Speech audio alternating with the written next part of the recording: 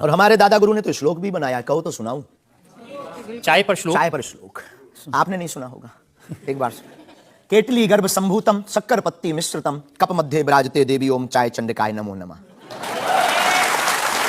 और केवल इतना ही नहीं, चाय और चाह दोनों जिंदगी में बहन जरूरी है। चाय हमारे लिए जरूरी है क्योंकि हमें लगता है कि चाय से गुरु की याद आती है, और जिससे ईश्वर की याद आए वो बुरी चीज भी अच्छी है।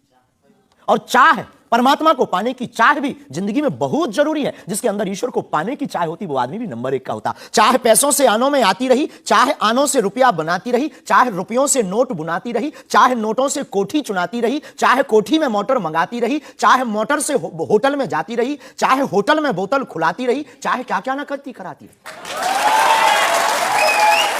चाहे मोटर से होटल में जाती रही, चाहे होटल में बोतल खुलाती रही, चाहे क्या क्या ना करती कराती रही, चाहे पाली जिन्होंने वो पीले हुए, चाहे छोड़ी जिन्होंने वो रसीले हुए, चाहे जी से लगी जी जला हो गया, चाहे हरी से लगी जी हरा हो गया। अब एक ही चाहे हमको चाहिए, वो अगर चाहे हनुमान जी तो फिर क्या चाहिए।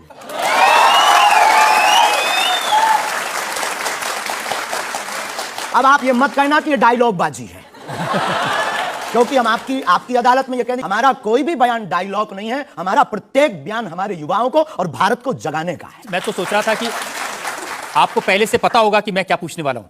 शायद ये जो चाय आप पीते हैं, इससे एनर्जी आती है, ऊर्जा आती है, शक्ति मिलती है? लगभग गुरु की याद आती है। और देखो चाय पीना, देखो सच बात यह है कि चाय पीना ठीक नहीं है, चाय हानिकारक है, भूख मारती है। लेकिन हम 24 घंटे में 18 घंटे सेवा करते हैं, लगभग 17 घंटे गद्दी पे बैठते बोलते हैं। भूख लगेगी तो नींद आएगी, नींद को मारने का एक बहुत अच्छा उपाय है चाय पी लेंगे। भूख कम तो हम ज्यादा समाज सेवा कर पाते हैं, हमें ऐसा लगता है, पर डॉक्टरी भाषा में ये ठीक नहीं है। तो ये सिर्फ समाज सेवा के काम आती है या फिर जैसे शाहरुख खान की फिल्म पठान को आपने क्रिटिसाइज किया, वो भी चाय का असर था? चाय कोई नशा नहीं है, लेकिन अगर आप उसकी बात करें तो हमने सिर्फ सनातन की बात की कि हमारे सनातन पर भगवा रंग ही बेशरम क्यों बार बार। एक फिल्म 1987 के लगभग आई थी, संतोषी माता की फिल्म। संतोषी माता की फिल्म आने के बाद लोगों की भावना इतनी दृढ़ होगी कि शुक्रवार को टमाटर और नींबू बिकना कम हो गए।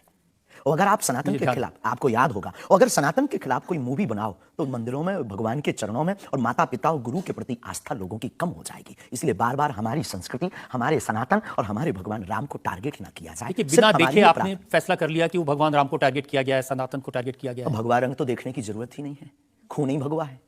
रंग से किसी धर्म को जोड़ना ये तो ठीक नहीं। ये देश तिरंगे का देश है और तिरंगे में तीनों रंग हैं। बिल्कुल है, और सब रंगों का सम्मान करना चाहिए। तो है तो हमने कभी, अच्छा तो भगवा रंग, हरा रंग भी तो बेशरम हो सकता है। हाँ, क्यों नहीं हो सकता? हो सकता है। हाँ। बस यही हमारी मांग है।